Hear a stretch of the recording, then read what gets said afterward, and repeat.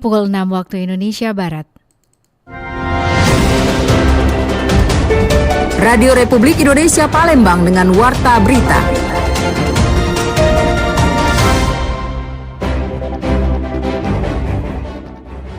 Saya minta juga dari bidang SDA untuk menginventarisir data-data potensi genangan-genangan air yang akan terjadi khususnya di wilayah perpinggiran ya, yang sudah mulai pengembangan wilayah-wilayah baru.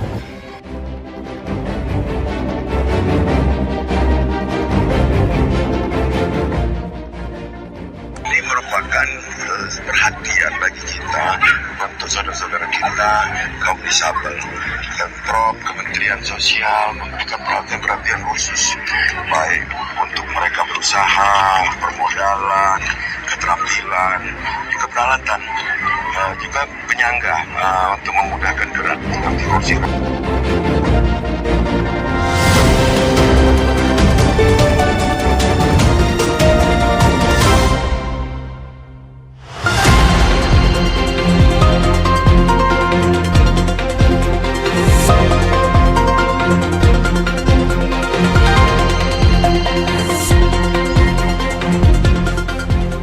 Selamat pagi, Anda mendengarkan Warta Berita RRI Palembang, Sari Berita. Dinas Pekerjaan Umum dan Penataan Ruang PUPR Kota Palembang meningkatkan kesiapsiagaan menghadapi potensi banjir. Lebih dari 500 penyandang disabilitas mengikuti jalan santai pada puncak perayaan Hari Disabilitas Internasional. Inilah Warta Berita selengkapnya edisi Senin 8 Desember 2025 bersama saya Esi Armisi.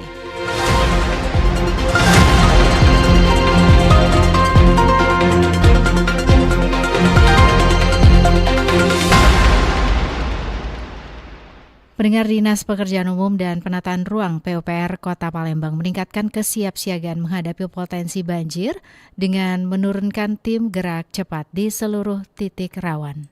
Dinas Pekerjaan Umum dan Penataan Ruang PUPR Kota Palembang meningkatkan kesiapsiagaan menghadapi potensi banjir dengan menurunkan tim gerak cepat di seluruh titik rawan. Langkah ini dilakukan untuk memastikan penanganan genangan dapat berlangsung cepat dan terkoordinasi, terutama saat curah hujan meningkat. PLT Kadis PUPR Kota Palembang Kemas Haikal mengatakan, selain menyiapkan personil, PUPR juga memperketat pengawasan rumah pompa agar dapat beroperasi optimal ketika debit air mulai naik. Upaya ini dibarengi dengan pemetaan ulang wilayah rawan banjir. Dari hasil evaluasi, potensi genangan kini bergeser ke kawasan pinggiran seiring menyusutnya area rawa, serta masifnya pembangunan pemukiman baru. Saya minta juga dari bidang SDA untuk menginventarisir data-data potensi genangan-genangan air yang akan terjadi khususnya di wilayah perpinggiran ya, yang sudah mulai pengembangan wilayah-wilayah baru. Pemerintah Kota Palembang menegaskan peningkatan kesiapsiagaan tim lapangan menjadi kunci agar banjir dapat ditangani lebih cepat dan juga tidak meluas. Dari Jalan Radio, Hari Rizky RRI Palembang terus mengudara untuk Indonesia. Ya, sementara itu pendengar, warga RT 19 Kelurahan Pahlawan Kecamatan Kemuning mengintensifkan pembersihan gorong-gorong atau saluran air di sekitar tempat tinggal mereka di musim penghujan ini.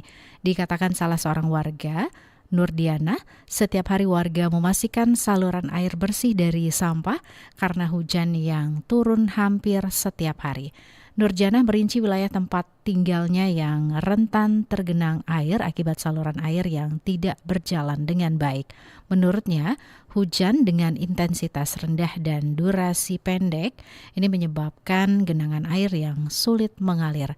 Parahnya, jika hujan intensitas deras dan durasi yang lama, sebagian rumah warga akan terendam dengan ketinggian bervariasi, mulai dari betis orang dewasa hingga 1 meter lebih.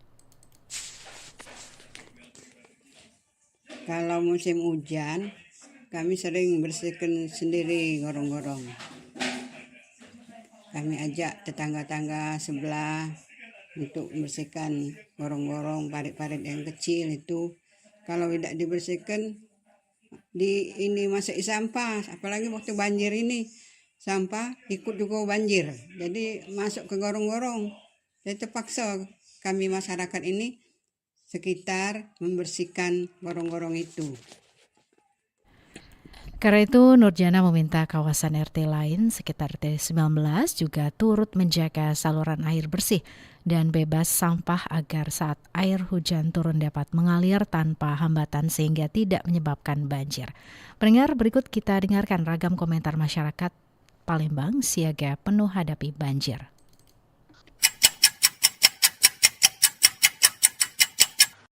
Selamat pagi, perkenalkan saya Indah dari KM7.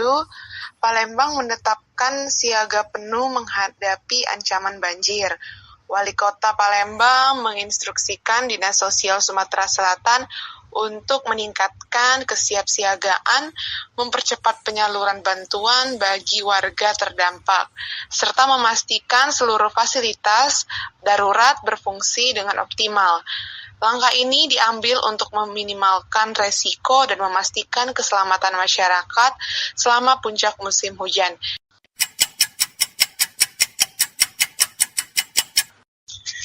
Saya Yoga, saya dari Cokabaring. Palembang berada dalam kondisi siaga penuh menghadapi ancaman banjir, menunjukkan bahwa upaya mitigasi bencana tidak bisa ditunda. Apalagi memasuki periode curah hujan tinggi yang berpotensi memperluas genangan di kawasan rawan. Langkah antisipasi seperti peningkatan sistem drainase, normalisasi sungai, kesiapsiagaan posko, hingga sosialisasi kepada masyarakat menjadi penting agar risiko dapat ditekan sejak dini. Kesiapan pemerintah, dukungan seluruh elemen, serta kesadaran warga untuk mewujudkan dan menjadikan lingkungan tidak lagi rawan menjadi yang banjir genangan air yang besar. Dan juga tidak membuang sampah sembarangan menjadi kunci agar Palembang mampu melewati musim penghujan dengan aman dan terkendali tentunya.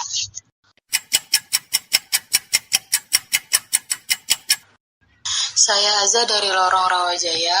Peningkatan kewaspadaan terhadap banjir di Palembang memerlukan langkah yang tepat agar masyarakat dapat terhindar dan mencegah terjadinya banjir. Langkah tersebut bukan hanya menekankan koordinasi antar masyarakat, tetapi juga memastikan bahwa masyarakat mendapatkan perlindungan yang optimal, seperti adanya penyiapan logistik dari pemerintah, tempat pengungsian, hingga tim evakuasi untuk meminimalisir terjadinya bencana tersebut. Melalui kerjasama antara pemerintah dan masyarakat diharapkan dapat menghadapi potensi banjir yang lebih responsif.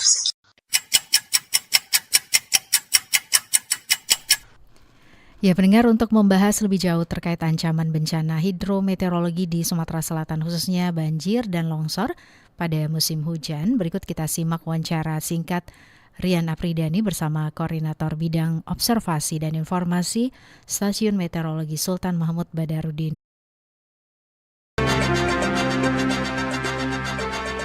Baik, Mbak Sinta.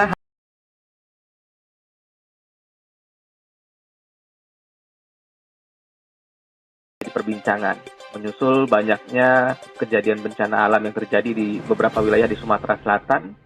Terkait dengan bencana hidrometeorologi, Mas Sinta, di Sumatera Selatan sendiri seperti apa ancaman ini? Apakah memang masih menjadi ancamankah atau sudah mulai sedikit turun intensitasnya ini, Mbak? Ya, kalau mengenai ancaman bencana hidrometeorologi di musim hujan ini, itu fluktuatif ya, Mas Rian. Karena potensi perubahan cuaca itu sangat dinamis, cepat, dan juga di musim hujan ini memang kondisi atmosfer masih cukup basah dan sangat basah dengan berbagai dinamikanya. Jadi untuk kewaspadaan saya sarankan, saya himbau untuk masyarakat dan juga pemerintah daerah untuk tidak lengah dan terus memonitor informasi cuaca dari BMKG. untuk kondisi atmosfer, contohnya dalam waktu ke depan, beberapa depan ini memang ada dinamika atmosfer yang aktif seperti Kelvin, MJO maupun Rossby yang memang menambah masa uap air di kondisi lembab ini, di kondisi basah ini. Jadi untuk musim hujan memang aktif monsun Asia yang basah, di mana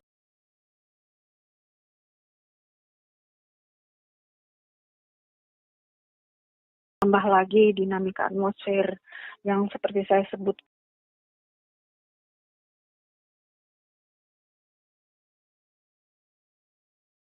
ganti-ganti untuk menjadi pemicu hujan bertambah lebat di wilayah Sumatera Selatan.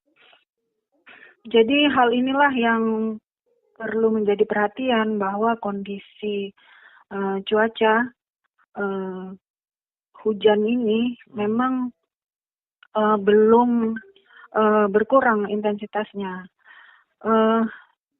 Dan kalau saya lihat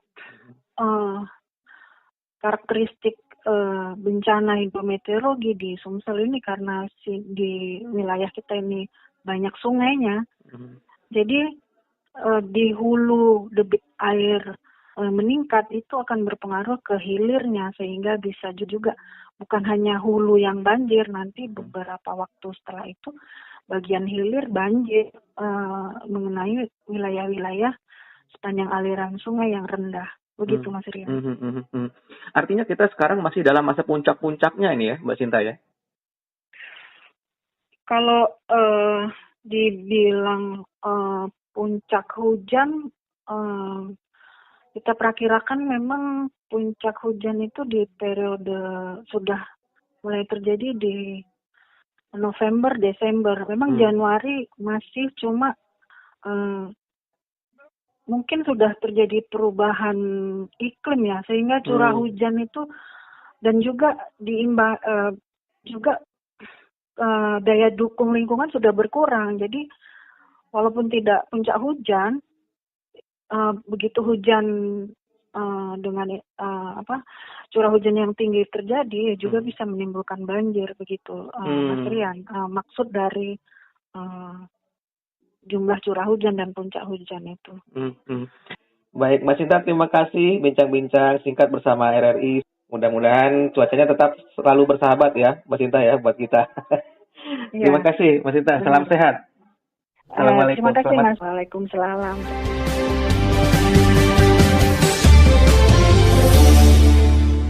Pendengar Warta Berita ini disiarkan secara langsung melalui RRI Programa 1 Palembang, frekuensi 92,4 FM, dan disiarkan juga melalui streaming YouTube Pro 1 RRI Palembang dan aplikasi RRI Digital yang bisa diunduh melalui Play Store dan juga App Store.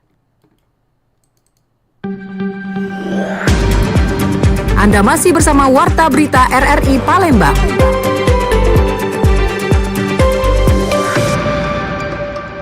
Berita selanjutnya, lebih dari 500 penyandang disabilitas mengikuti jalan santai pada puncak perayaan Hari Disabilitas Internasional di Sentra Budi Perkasa Palembang pada Minggu 7 Desember 2025. Lebih dari 500 penyandang disabilitas dari Palembang dan sekitarnya mengikuti jalan santai pada puncak perayaan Hari Disabilitas Internasional di Sentra Budi Perkasa Palembang Minggu 7 Desember 2025. Acara ini dibuka oleh Kepala Sentra Budi Perkasa Palembang Gini Toponindro dan dihadiri oleh Gubernur Sumatera Selatan beserta unsur kepolisian, instansi, serta berbagai stakeholder. Tentu saja ini menjadi sebuah agenda yang sangat penting ya, di mana kita semuanya sebagai masyarakat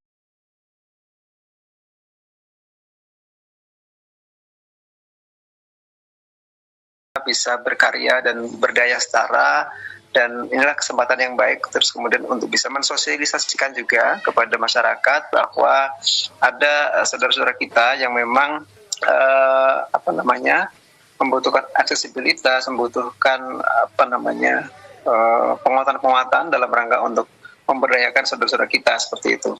Dini berharap momentum ini kesempatan tersebut pemerintah Provinsi Sumatera Selatan menyerahkan berbagai bantuan alat bantu mobilitas seperti motor roda 3, kaki palsu, dan perlengkapan penunjang lainnya sebagai wujud komitmen meningkatkan kualitas hidup serta kemandirian penyandang disabilitas. Ini merupakan perhatian bagi kita untuk saudara-saudara kita kaum disabel. Pemprov, Kementerian Sosial memberikan perhatian khusus baik untuk mereka berusaha, permodalan, keterampilan, juga peralatan, juga penyangga untuk memudahkan gerak seperti kursi roda, lantas kaki palsu, bahkan motor roda 3. Mudah-mudahan setara berdaya. Herman Daru menekankan bahwa seluruh masyarakat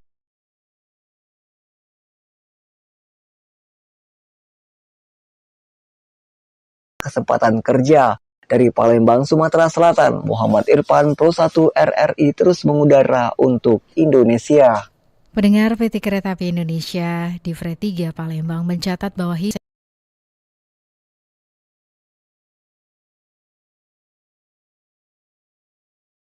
kapasitas telah terjual untuk periode libur Natal dan Tahun Baru atau Nataru 2025-2026.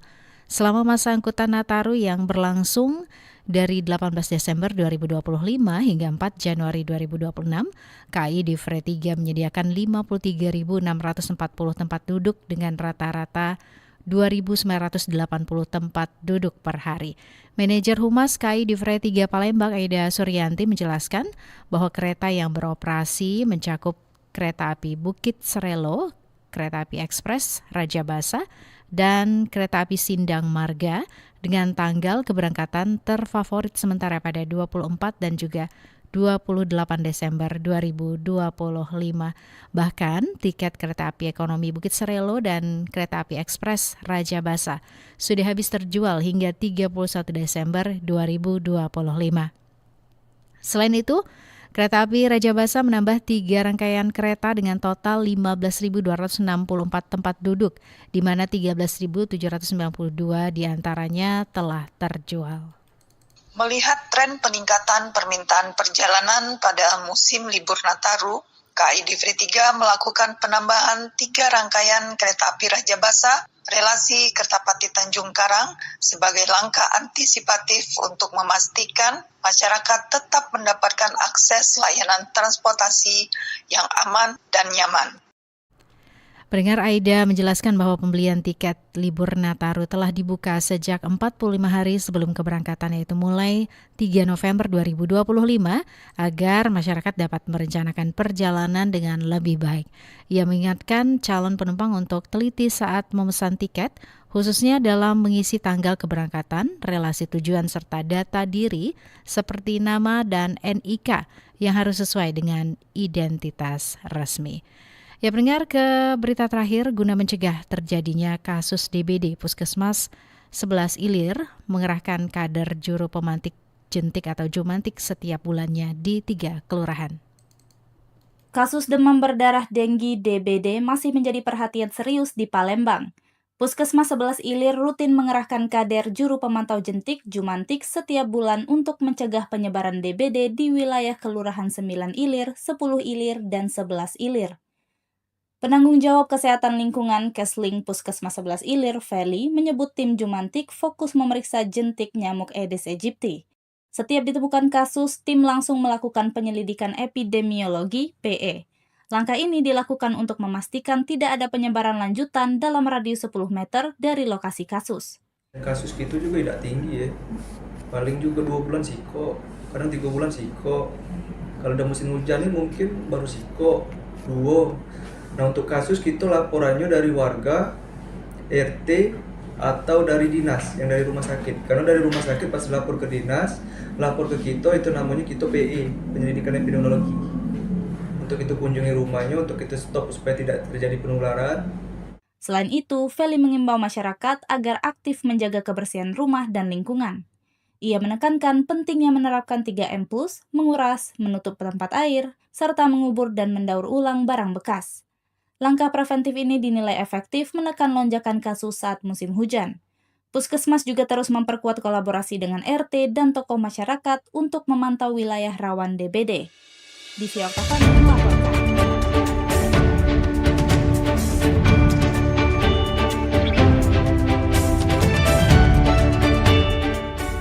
Sekian Warta Berita Produksi Radio Republik Indonesia Palembang. Sebelum berpisah, kami sampaikan kembali pokok-pokok berita.